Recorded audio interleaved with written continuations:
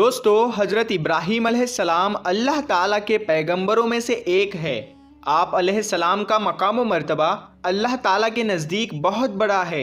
आप अलैहिस्सलाम ने अपनी ज़िंदगी अल्लाह ताला की खालिस बंदगी और उसकी खालिस इताअत में गुजारी और सारी ज़िंदगी तौहीद खालिस की दावत देते रहे और लोगों को शिरक और अल्लाह ताला की नाफरमानी से रोकते रहे। बेशक आप अलैहिस्सलाम की ज़िंदगी तमाम मोमिनों के लिए उसवा और नमूना है। हज़रत इब्राहीम अलैहिस्सलाम की विलादत नमरूद बिन किनान के दौर में हुई। इसके बारे में कहा जाता है कि वह बहुत ही जालिम और संगदिल आदमी था। उसका ताल्लुक उस कबीले से था जिसकी तरफ हज़रत नूह अलैहिस्सलाम को भेजा गया था। 1000 बरस तक उसने बादशाहत की और वह मलून खुदाई का दावा करता रहा। एक रोज़ नमरूद तख्त पर बैठा था। तमाम लश्कर उसके गिर्द हाजिर थे। तकदीर इलाही से जादूगर और नजूमी सर झुकाए गमनाक बैठे थे। नमरूद ने वजह पूछी तो उन्होंने बताया, आसमान में एक इंतहाई रोशन सितारा नमूदार हुआ है, उस जैसा ना पहले कभी देखा ना सुना। और ये भी कहा कि आपकी रियाया में एक लड़का पैदा होगा जिसके हाथों आपकी हुकूमत जाएगी। ये सुनकर पहले तो नमरूद परेशान हुआ और फिर हुक्म जारी कर दिया कि तमाम मर्द औरतों से अलग रहे और उस दिन के बाद जो भी बच्चा पैदा हो उसे कत्ल कर दिया जाए। हज़रत इब्राहीम अलैहिस्सलाम की पैदाइश उन्हीं दिनों में हुई, लेकिन अल्लाह पाक ने आप अलैहिस्सलाम को जालिमों से महफूज रखा। अल्लाह ताला ने हज़रत इब्राहीम अलैहिस्सलाम के ज़रिए उस बातिल और गुमराही को ख़त्म किया। अल्लाह पाक ने उन्हें बचपन से ही अक्ल सलीम और हिदायतों से नवाज दिया था और जब वो बड़े हुए तो उन्हें रसूल बनाकर मबऊस फरमाया और खलील का मनसब अता फरमाया। अल्लाह ताला सूरे अनबिया में इरशाद फरमाते हैं, हमने इब्राहीम अलैहिस्सलाम को पहले हिदायत अता फरमाई थी और हम उसे जानते थे। दोस्तों, आज की इस वीडियो में आपको हज़रत इब्राहीम अलैहिस्सलाम को आग में डाले जाने और उसके बाद के हालातों के वाक़ियात के बारे में आगाह करेंगे। प्यारे दोस्तों, नमरूद बाबुल का बादशाह था। उलमा के मुताबिक जिन 4 बादशाहों ने पूरी दुनिया पर हुकूमत की, नमरूद उनमें से एक है। इन 4 में से 2 मोमिन थे और 2 काफिर। मोमिन में जुल्करनैन और हज़रत सुलेमान अलैहिस्सलाम है और काफिर में नमरूद और बख्त नसर है। नमरूद मुसलसल 400 साल तक बादशाह रहा। उसने सरकशी, जुल्म और तकब्बुर का रास्ता इख्तियार किया और आखिरत के बजाय दुनिया का हसूल पेश नज़र रखा। जब हज़रत इब्राहीम अलैहिस्सलाम ने उसे अल्लाह वादहू ला शरीक की इबादत की दावत दी तो उसने जहालत और गुमराही की वजह से खालिक का इनकार कर दिया। चुनांचे हज़रत इब्राहीम अलैहिस्सलाम ने उससे बहस की, लेकिन वह मरदूद खुदाई का दावा करने लगा। हज़रत इब्राहीम अलैहिस्सलाम और नमरूद के दरमियान मुनाजरा उस दिन हुआ जिस दिन वो आग से निकले।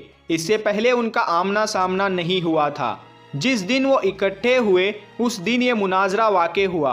हज़रत इब्राहीम अलैहिस्सलाम ने हर तरह से उसको कायल करने की कोशिश की, लेकिन नमरूद मरदूद हर बार तौहीद की दावत को कबूल करने से इनकार करता रहा। बिलाखिर बोला, तू अपने लश्कर जमा कर ले, मैं अपने लश्कर जमा करता हूँ ताकि तेरे खुदा के साथ मेरा मुकाबला हो। हज़रत इब्राहीम अलैहिस्सलाम ने फरमाया, ए मरदूद, तू अपना लश्कर जमा कर, मेरा अल्लाह कुन फया कुन में जमा कर देगा। तब वो मरदूद मशरिक और मगरिब की फ़ौज को जमा करने में लग गया।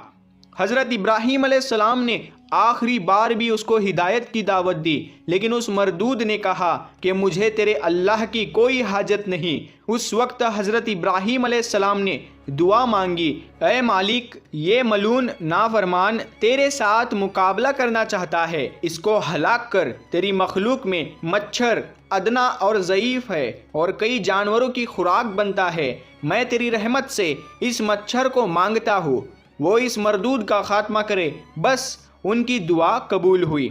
नमरूद ने अपनी फ़ौज को मैदान में इकट्ठा किया और हज़रत इब्राहीम अलैहिस्सलाम से कहा कि अगर तेरा अल्लाह चाहे तो ज़मीन की हुकूमत हमसे छीन ले, मगर इससे पहले मेरी फ़ौज का मुकाबला करे। हज़रत इब्राहीम अलैहिस्सलाम ने उससे कहा कि ए मरदूद, دیکھ میرے اللہ کی فوج آ گئی ہے۔ نمرود نے دیکھا کہ مانند ابر سیاہ ہوا پر کچھ چلا آتا ہے۔ یہ دیکھ کر لشکر میں ہلچل مچ گئی، مچھروں کا شور پھیل گیا اور اس مردود کا سارا جوش اور اکڑ جاتا رہا۔ یوں اللہ پاک نے اس لشکر پر مچھر مسلط کر دیے، انہوں نے ان کا گوشت اس طرح کھا لیا کہ صرف ہڈیاں باقی رہ گئی۔ ایک مچھر اس پلید نمرود کے ناک میں گھس گیا اور دماغ میں جا کر اس کا مغز کھانے لگا۔ نمرود اس عذاب میں گرفتار ہوا کہ جس کا چارہ کچھ نہ ہو سکا۔ وہ ہر کسی سے سر پر لکڑی یا ہتھوڑا مرواتا، جس سے مچھر کچھ پل رک جاتا اور نمرود کو چین آتا۔ شب و روز اس کے سر پر سوٹے کھاتے ہوئے گزر گئی، حتیٰ کہ اللہ پاک کے حکم سے وہ مردود کفر کی حالت میں ہلاک ہو گیا۔ بت شکنی کے بعد جب کفار اور حضرت ابراہیم علیہ السلام کے درمیان مکالمہ ہوا تو ہر دلیل کے سامنے کفار لاجواب ہو گئے، کیونکہ جواب میں ان سے کوئی دلیل نہ بن سکی، اور انہوں نے سبق لینے کی بجائے وہی رویہ اپنایا جو ہر سرکش اور متکبر شکست کھانے کے بعد اپناتا ہے۔ انہوں نے سوچا کہ آئے دن کی شرمندگی اور ندامت سے نجات حاصل کرنے کا یہی طریقہ ہے کہ حضرت ابراہیم علیہ السلام کو مار ڈالا جائے۔ قوم کے سرداروں نے اس چیز پر غور کیا اور یہ طے پایا کہ حضرت ابراہیم علیہ السلام کو عام لوگوں کے سامنے سزا دی جائے تاکہ کوئی دوسرا اس قسم کی حرکت نہ کر سکے۔ اللہ پاک نے ان کی بری چال کا ذکر کرتے ہوئے سورہ صافات میں فرمایا، وہ کہنے لگے کہ اس کے لیے ایک عمارت بناؤ، پھر اس کو آگ کے ڈھیر میں ڈال دو۔ غرض انہوں نے اس کے ساتھ ایک چال چلنی چاہی اور ہم نے انہیں ہی زیر کر دیا۔ پھر یوں ہوا کہ پوری قوم کو کہا گیا کہ سب لکڑیاں اکٹھا کرنا اپنا فرض سمجھے اور ایک میدان میں جمع کرتے جائے، اور جب کافی تعداد میں جب لکڑیاں اکٹھی ہو جائے تو ان میں آگ لگا کر حضرت ابراہیم علیہ السلام کو کسی چیز کے ذریعے اونچی جگہ سے آگ کے اندر پھینکا جائے۔ دوستو، ایک بڑی گلیل لائی گئی اور ان لوگوں نے فیصلہ کیا کہ گلیل کے ذریعے انہیں آگ میں پھینکا جائے تاکہ وہ نکل نہ سکے اور لوگ عبرت حاصل کرے۔ اس پر سب متفق ہو گئے اور ہر ممکن جگہ سے ایندھن جمع کرنا شروع کر دیا اور بہت دن کرتے رہے۔ نوبت یہاں تک پہنچ گئی کہ اس زمانے کی جاہل عورتوں میں سے اگر کوئی بیمار ہوتی تو یہی نظر مانتی، یہی منت مانتی کہ اگر مجھے شفا ہو گئی تو ابراہیم علیہ السلام کو نظر آتش کرنے کے لیے اتنا ایندھن دوں گی۔ پھر انہوں نے اس وسیع جگہ میں وہ تمام ایندھن رکھ کر اس کو آگ لگا دی۔ آگ روشن ہوئی، بھڑکی اور اس کے شعلے بلند ہو گئے۔ اس سے بڑی چنگاریاں اڑنے لگی جو کہ اس سے پہلے کبھی کسی نے نہیں دیکھی۔ شعلہ اس قدر اونچا ہوا کہ وہاں سے اگر 3 میل کے فاصلے پر بھی کوئی پرندہ اڑتا تو وہ جل بھون کر خاک ہو جاتا۔ سب کافر سوچنے لگے کہ اب ابراہیم علیہ السلام کو اس آگ میں کیسے ڈالا جائے۔ تب ہیزن نامی ایک شخص نے ایک آلہ تیار کیا جسے گلیل کہتے ہیں۔ اس سے پہلے اتنا بڑا گلیل کسی نے نہیں بنایا تھا۔ لوگوں نے حضرت ابراہیم علیہ السلام کو پکڑ کر باندھ دیا اور رسی سے کس دیا۔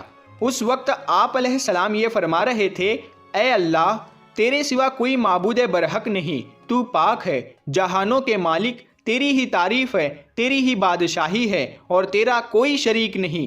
حضرت ابراہیم علیہ السلام کو ہاتھ پاؤں باندھ کے گلیل میں رکھا گیا اور آگ میں ڈالنے سے پہلے حضرت ابراہیم علیہ السلام کا پہران اتار کر انہیں دوسرا پہران پہنایا گیا، کیونکہ ان کو ڈر تھا کہ حضرت ابراہیم علیہ السلام نہ جلے تو سب کہیں گے کہ اس پہران کی برکت سے وہ محفوظ رہے۔ پس بہت سے آدمیوں نے مل کر گلیل کو کھینچا اور حضرت ابراہیم علیہ السلام کو آگ کے الاؤ میں ڈال دیا۔ یہ عالم دیکھ کر آسمان پر فرشتے سجدہ ریز ہو گئے کہ اے مالک، تیرے خلیل کو دشمنوں نے آگ میں ڈال دیا۔ بعض علماء کا کہنا ہے کہ جب حضرت ابراہیم علیہ السلام ہوا میں تھے تو حضرت جبرائیل علیہ السلام ظاہر ہوئے اور فرمایا، ابراہیم علیہ السلام، آپ کی کوئی حاجت؟ حضرت ابراہیم علیہ السلام نے کہا، آپ سے تو کوئی حاجت نہیں، لیکن سارے عالم کی طرح رب العالمین کا محتاج ہوں۔ بارش کا فرشتہ بھی کہنے لگا کہ مجھے کب حکم دیا جائے کہ میں بارش برسا دوں، لیکن اللہ پاک کا حکم اس سے بھی پہلے پورا ہو گیا۔ ارشاد باری تعالیٰ ہے، سورہ انبیاء میں اللہ تعالیٰ فرماتا ہے، ہم نے हुक्म दिया कि ए आग सर्द हो जा और इब्राहिम पर सलामती बन जा। हज़रत इब्राहिम अलैहिस्सलाम जब आग में जा गिरे तो उनको पहनाया गया पहरान जल गया, लेकिन हज़रत इब्राहिम अलैहिस्सलाम को गज़न भी ना पहुंचा।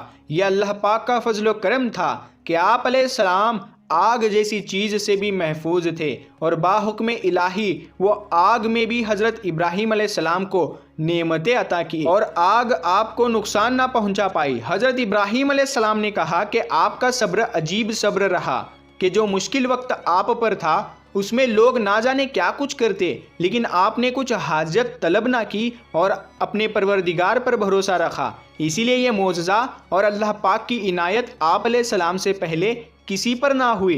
आग से निकलने के बाद हज़रत इब्राहिम अलैहिस्सलाम इराक में दावत तबलीग के बाद शाम तशरीफ़ लाए तो वहाँ के बादशाह ने उनकी इज़्ज़त फरमाई और हज़रत सारा अलैहिस्सलाम की शादी आप अलैहिस्सलाम से कर दी।